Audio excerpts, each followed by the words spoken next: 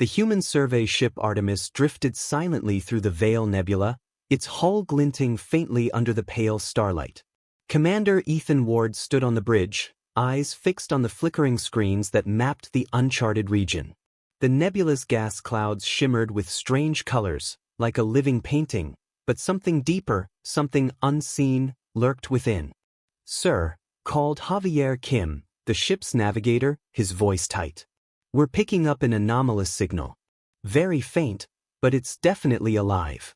Ethan leaned closer, frowning. "Alive? You mean an energy signature?" Javier shook his head. "No, more than that. It's aware. Almost intelligent." A ripple of unease passed over the bridge. Ethan's crew were seasoned explorers, used to the strange and unfamiliar, but there was something in Javier's voice that made even the most experienced officers pause. "Plot a course," Ethan said finally. "Let's see what we're dealing with." As Artemis edged closer, the signal grew stronger. Lights along the bridge flickered in rhythmic pulses, almost as if the ship itself were responding. Crew members exchanged nervous glances. Then the whispers began. At first, they were soft, barely audible over the hum of the engines. Faint, almost imperceptible words curling around their thoughts. No one could understand them, but everyone could feel them. Dr. Anya Patel, the ship's xenopsychologist, froze mid-step, eyes wide. "Do you hear that?" "Hear what?" Ethan asked, his hand resting on the rail. "That voices." "Just whispers," she said, her voice trembling. I can't make sense of them, but they're inside my head." The crew strained to listen. The whispers didn't come from the speakers or the comm channels. They came from nowhere and everywhere at once. And as they listened, a creeping unease began to take root. "Check the sensors," Ethan ordered. "See if it's a malfunction." Engineer Marcus Hale moved to the console, fingers flying over the controls. "Sensors are fine. No electronic interference. This is something else." Suddenly, the lights flickered violently. A scream tore through the ship. A junior scientist, Reed Callahan, had collapsed, eyes wide with terror, muttering something incomprehensible. "Get him to med bay," Ethan barked. "Now!" Dr. Patel rushed forward, her hands shaking as she examined Reed. His body trembled, sweat glistening on his brow. "He's seeing it," she whispered. "Whatever it is, it's in his mind." Ethan's stomach tightened. "In his mind? Explain." "I don't know yet," she admitted. "But it's affecting him psychologically. Whatever sentience is out there, it's probing, learning, feeding on fear." The bridge went silent. The crew understood immediately. The whispers were not just communication. They were a predator stalking their thoughts. Ethan turned to the crew. "Seal all external doors. No one goes anywhere alone. And double-check the comm loops. I want constant updates. We do not panic." Marcus frowned at the console. "Commander, it's not just outside. The signal, it's inside the ship. It's everywhere." Ethan's gaze hardened. "Then we'll find it before it finds us." Hours passed as Artemis hovered over the source of the signal, a small, asteroid-like body cloaked in the nebula's gas. The crew maintained a tense vigilance, every shadow and flicker of light twisting their nerves tighter. And all the while, the whispers continued, just beneath consciousness, curling around thoughts they didn't want to face. Dr. Patel worked feverishly to monitor crew responses.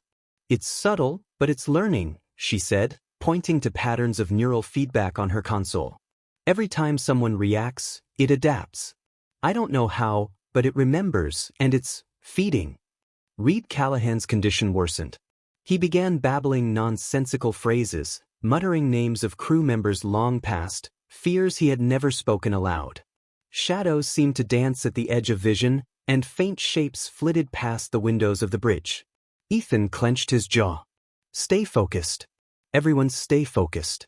We will find out what this thing is, and we will survive it." Then came the final moment of the night. A sudden, piercing spike on the sensor display, a psychic signature unlike anything recorded before. Reed's screams intensified, echoing off the walls as if multiplied by some invisible chorus. The bridge plunged into darkness. The hum of the ship's engines faltered. And then, clear as day, a single voice spoke in Reed's mind, a voice that was not his own. "You're afraid? We can taste it." Ethan froze. The hairs on his arms stood on end. The crew stared at each other, eyes wide, understanding instinctively that this was no ordinary encounter. The signal had found them. And it was hungry. The bridge of the Artemis was silent except for the erratic hum of failing lights.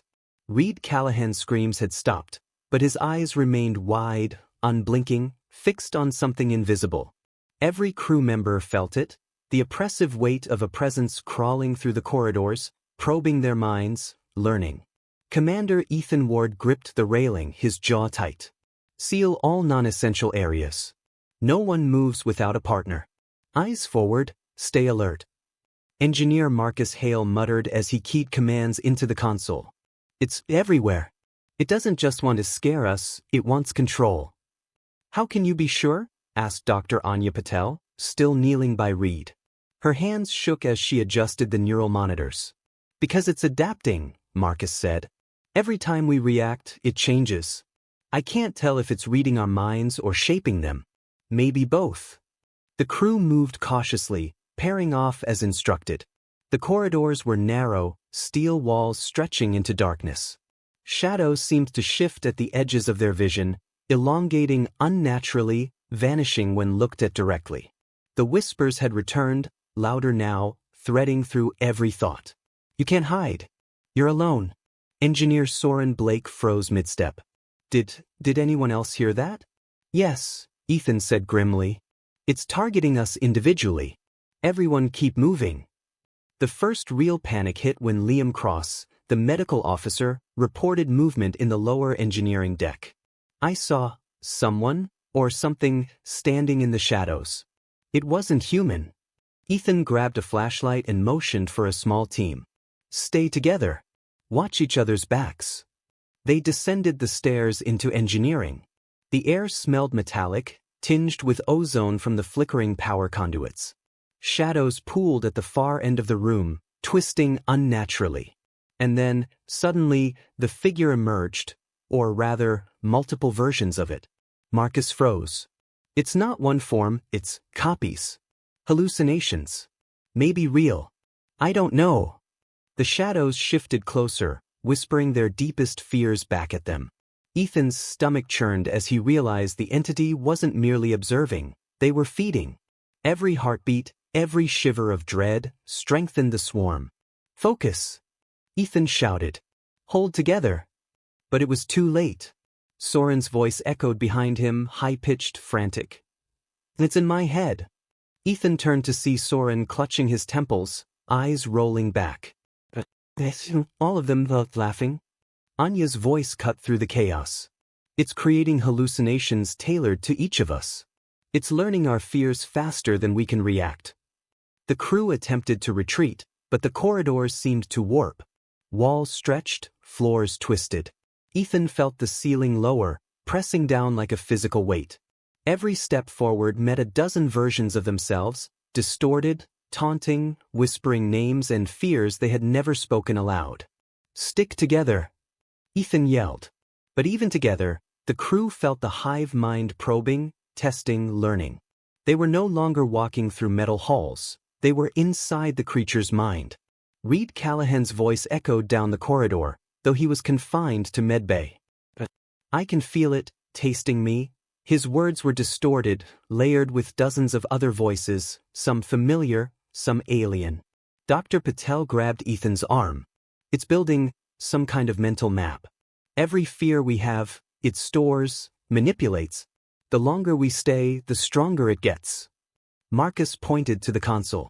"The sensors, it's not just sensing our minds, it's predicting our movements.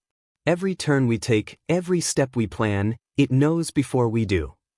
A sudden crash echoed from the far end of engineering. Liam Cross screamed as one of the hallucinations lunged forward, its form flickering between human and something else entirely. He collapsed, convulsing, muttering incoherent phrases.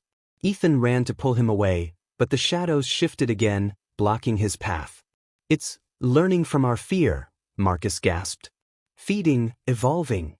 Ethan gritted his teeth. Then we stop giving it what it wants. Focus on the mission, control your fear. It feeds on panic. It feeds on doubt. We don't give it that, we survive. For a moment, silence fell, broken only by the low hum of the ship. But the respite was brief. From the corner of the room, a whisper slithered directly into Ethan's mind. You cannot hide, Commander. Not from me, not from us. He staggered back, every hair on his body standing on end. His stomach churned as he realized the terrifying truth. The swarm was no longer just outside, they were inside. Inside their minds, inside their fears, inside their very thoughts. And the hive mind had only just begun. The corridors of the Artemis were no longer merely steel and lights. They had become a living nightmare, twisting with shadows and half-seen forms. Commander Ethan Ward gripped his sidearm as he led a small team down the dimly lit passage. Every step echoed unnaturally, sometimes before they even moved, and every corner seemed to hold a dozen eyes watching, whispering. Dr. Anya Patel trailed behind, scanning neural monitors with a frantic focus. It's not just observing anymore, she said, her voice tight. It's actively manipulating our perceptions, feeding our fears back to us in real time. Engineer Marcus Hale muttered under his breath. It's turning our minds into playgrounds. Every thought we have, every memory, every guilt, it warps it, exaggerates it, and throws it back at us. Ethan's stomach churned as a corridor ahead split into a dozen versions of itself. Each path shimmered with flickering lights and shadowy shapes, some human, some grotesque, some impossible. The whispers had become voices, low and insistent, repeating their names over and over. Finn, Marcus? Liam Cross, the medical officer, was at the rear, his hands trembling. It's showing me things, people I've lost, things I did wrong. It knows everything. His voice cracked. Then focus. Ethan shouted. Remember reality. Stick together. But reality had become a fragile thread, snapping under the weight of fear. Every crew member felt it, the hive mind probing their deepest insecurities and twisting them into hallucinations. Marcus reached for a handrail, but his own reflection in the metal shimmered, grinning with teeth that weren't his own. Dr. Patel's voice dropped to a whisper. It's learning our neural patterns, adapting. We can't just fight it physically, it predicts every move. But it can't anticipate strategy it doesn't understand. Emotion can be controlled. Ethan clenched his fists. Then we control it. Fear feeds it. Calm feeds us. Stay focused. Ignore the hallucinations. Move. But ignoring them was easier said than done. Shadows crawled along the walls, whispering memories of loved ones lost, failures unspoken, regrets that had been buried for decades. Ethan suddenly froze as he saw his sister's face, pale and terrified, reaching toward him, mouthing words he couldn't hear. He blinked, and she vanished. Behind him, Marcus groaned. I can't, it's showing me my death, over and over. His voice broke as a dozen forms lunged at him, each a distorted version of himself. Anya barked, snapping him out of it. Hold on. It's not real. Concentrate. Focus on the task. The task, reach the bridge, regain control of the ship, and try to isolate the hive mind source. But every hallway seemed infinite, looping back on itself, distorted by the swarm's psychic influence. They had no idea which way was forward. Then came the voice, clearer than ever, inside their heads. You cannot hide. You cannot escape. We are everywhere, and soon you will be nothing. The team froze. Ethan's mind screamed against the intrusion. Ignore it, he shouted. It's trying to break us. Suddenly, the lights flickered, and the shadows condensed into humanoid forms, each mirroring a crew member. They moved independently, but with a terrifying synchronicity. Each whispered a fear, a secret, a memory they had never shared with another living soul. Marcus stumbled back. How does it know everything? It's feeding on our fear. Anya shouted. Every thought, every panic, it grows stronger with it. But every moment we fight, every time we calm ourselves, we weaken it. Ethan realized the truth. They couldn't outrun it, and they couldn't outgun it. The hive mind didn't just want them dead, it wanted their terror. It thrived on the psychic energy of their panic. Their only chance was to resist, to starve it of the emotion it craved. He took a deep breath, forcing his pulse to slow. "Listen to me," he said firmly. "It's not real. The hallucinations, the whispers, they aren't us. They are shadows. We decide what is real. We fight with our minds, not just our bodies." Slowly, hesitantly, the others followed his lead. They gritted their teeth, ignored the screaming shadows, and pressed forward, their steps more deliberate. The whispering voices hissed in frustration, fading slightly as they resisted. But the hive mind was relentless. From the shadows, one of the hallucinations lunged at Liam Cross, morphing into a grotesque version of Ethan himself. Liam screamed as it passed through him, a cold, alien presence invading his mind. His body collapsed to the floor, convulsing. Ethan rushed to pull him up. "Liam, stay with me. Control it." Liam gasped, tears streaming down his face. "It's inside me, inside all of us." Ethan's jaw tightened. "Then we finish this. Focus. Every step, every breath, every thought must be ours, not theirs." For a moment, the corridors seemed to stabilize. The shadows hesitated. The whispers faltered. The crew, terrified, trembling, but still alive, pressed on, inching toward the bridge, knowing the hive mind was still learning, still growing, and still hungry. But one chilling thought lingered in Ethan's mind as he glanced back at the convulsing Liam. The hive mind isn't just feeding on fear.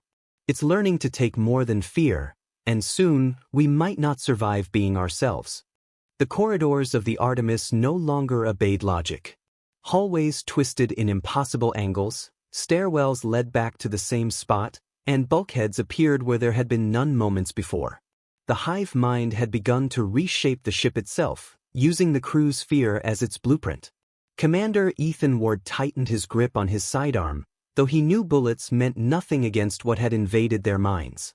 Behind him, Engineer Marcus Hale stumbled, eyes darting at every shadow. "It's warping the ship. I can't tell what's real anymore," he said, voice trembling. Dr. Anya Patel scanned the neural monitors again, sweat glistening on her brow. "It's no longer just hallucinations. It's learning our memories, our fears, and rewriting reality around them. Every corridor, every room, it's using our own minds to trap us." Liam Cross, still weak and shaken from the psychic invasion, clutched his head. "I can feel it moving me, controlling me."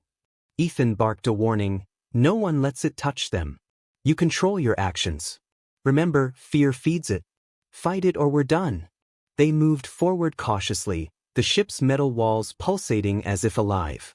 Shadows stretched along the ceiling and floors, forming grotesque parodies of the crew. Ethan caught a glimpse of his own reflection in a polished bulkhead. His face twisted into a horrific grin, eyes black, whispering words he had never said. The first real betrayal came swiftly. Soren Blake, the navigator, froze mid-step and whispered, "It's me, but not me." His body twitched unnaturally, as if a dozen versions of himself were struggling to emerge. He lunged at Marcus, eyes vacant. Marcus barely dodged, stumbling into a bulkhead. "It's taking control of him. Of all of us. We're becoming part of it." Anya screamed. "We need to reach the bridge. If we can isolate the hive mind, maybe we can contain it." Ethan pushed forward, dragging Liam with him. The corridors stretched endlessly. Every turn led to another distorted reflection of the crew. The whispers had grown deafening, overlapping in dozens of voices, mocking, taunting, and instructing. "Given, let go, join us." Ethan gritted his teeth. "No. Fight it. Focus." They arrived at the engineering junction, hoping to reroute power to create a psychic dampening field. But the hive mind had anticipated it. The walls were covered in shadowy tendrils, writhing like living smoke. One lashed out, wrapping around Liam. He screamed, body twisting as the hive mind probed deeper into his consciousness. "Liam!" Ethan shouted, firing his sidearm. The bullets passed through the tendrils harmlessly. Dr. Patel shouted over the chaos. The dampener. We have to finish wiring it before it fully merges with the crew. Ethan lunged for the console, Marcus helping him. The tendrils recoiled slightly, but the whispers surged in intensity, filling their minds with memories of failure, regret, and fear of death. Ethan felt his mind shudder under the weight of it, but he forced himself to focus. Suddenly, the room flickered. All the crew members' worst fears appeared before them in physical form. Anya saw her parents, lost in a shuttle accident years ago, reaching out for her. Marcus saw himself crushed beneath a collapsing hull. Liam was surrounded by dozens of versions of himself, all screaming in terror. Ethan barked, "It's feeding on this. Block it out. Everything here is a lie." Slowly, they forced themselves to ignore the apparitions. Step by step, they rewired the console, their hands trembling, sweat dripping, voices in their heads screaming at them to stop, to give in. Then came the final horror. Liam's body convulsed violently, voice splitting into dozens of tones simultaneously. The hive mind had found a physical foothold, using his body as a vessel to interact with the ship, to manipulate reality faster. Tendrils shot outward from him, merging with the shadows. Ethan stared in disbelief. "It can take more than fear, it can take bodies." Anya shouted, "The dampener! Now or we're all lost." Ethan and Marcus worked frantically, overriding the circuits, the hive mind's tendrils reaching ever closer. Liam's body lurched, moving in ways he no longer controlled. The whispers crescendoed to a deafening roar, threatening to shatter their minds entirely. Finally, with a surge of raw willpower, Ethan flipped the final switch. The ship shuddered violently. Lights exploded, flickered, and then, silence. The tendrils dissolved. The apparitions vanished. The corridors slowly returned to their proper form. Liam collapsed, exhausted but alive. The hive mind's influence had been contained, for now. Ethan looked around at the surviving crew, faces pale, haunted, but alive. He knew it was temporary. The hive mind had learned too much. It would adapt. It would return. And next time, they might not be ready. He whispered to himself, a chill running down his spine. We survived, but only just. And it knows we're here.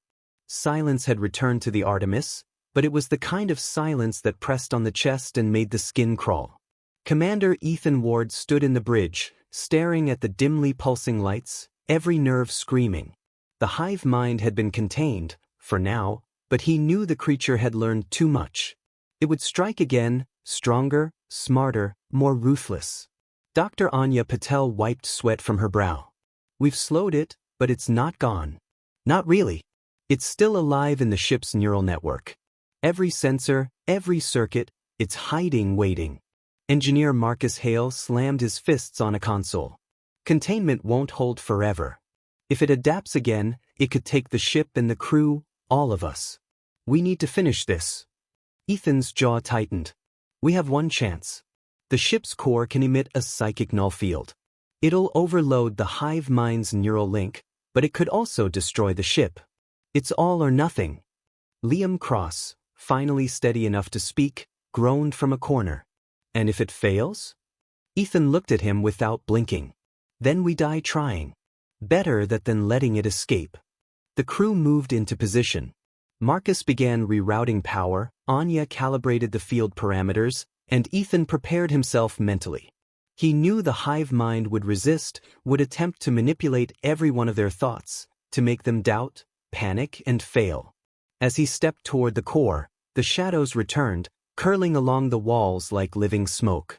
Whispers filled his mind again, more persistent, more intimate. Ethan, you can't do this, you'll fail, you'll die. He clenched his teeth and forced the thought aside. They feed on fear. I will not fear. The lights flickered violently. From the corners of the bridge, the faint outlines of crew members' fears took shape. His sister's face appeared again, then vanished. Shadows of alien tendrils reached for him, then recoiled as if sensing his resolve. Anya called out, "Core's ready. Just hold steady." Ethan nodded. He gripped the control panel and took a deep breath. Initiating psychic null field, now. The ship shuddered. A high-pitched hum filled every cabin. The null field radiated outward, targeting the hive mind's neural network. The whispers turned into screams, overlapping dozens of voices. Shadows writhed violently, twisting into grotesque shapes before collapsing into nothing. Reed Callahan's voice echoed from the med bay, distorted, screaming, then silence. Liam trembled but stayed standing. Ethan's heart pounded. The field caused a feedback loop in the hive mind, and for the first time, it hesitated. The creature had no physical body, but this field forced it to contend with its own neural projections. It shrieked in a psychic cacophony, a sound felt rather than heard. Suddenly, a tendril shot out from the darkness, latching onto Marcus. He screamed as the creature tried to pull him into its mind, but the null field burned at the hive's connection. Marcus collapsed, shaking, free. Anya shouted, "It's weakening. Keep it going." Ethan pressed the final override. Power surged through the ship. The null field expanded, radiating through every corridor, every bulkhead, every shadowed corner. The hive mind's presence flickered, then fragmented, screaming in a psychic language no human had ever heard. And then, silence. The ship floated in the Veil Nebula, light stabilizing, the corridors returning to normal. Ethan and the surviving crew collapsed to the floor, exhausted, minds raw from the psychic battle. The hive mind had been purged, at least for now. Ethan rose slowly, wiping sweat from his brow. "We survived. We actually survived." Marcus groaned. "For how long? How do we know it won't come back?" Anya scanned the monitors. "We can't. But we've damaged it severely. We've disrupted its neural network. If it tries again, it'll take time to rebuild." Liam exhaled shakily. "And what about the others? Soren?" Ethan looked around the bridge at the survivors, faces pale and haunted. "We do what humans do best. We adapt. We survive. We prepare. And if it returns, we fight it again. And again. Until it can't win." For a moment, there was peace. The crew worked quietly to assess the damage, recalibrate the ship, and repair the neural network systems. But as Ethan moved toward the viewport, a chill ran down his spine. In the darkened corner of the bridge, something shimmered faintly, a shadow that shouldn't be there. It wasn't fully formed, not yet, but it flickered like static, whispering in a voice only Ethan could hear. "Next time, we will be ready, and you will be ours." Ethan swallowed hard. The hive mind may have been beaten, but it had not been destroyed. It had learned, adapted, and it would return. And when it did, humanity would face a predator that knew every thought, every fear, every secret. He took a deep breath, his hand resting on the console. "We'll be ready," he said softly, though even he wasn't sure if it was true. Outside, the stars of the Veil Nebula shimmered silently, indifferent to the horrors that had just unfolded aboard the Artemis. The battle was over, but the war between human minds and the hive mind had only just begun.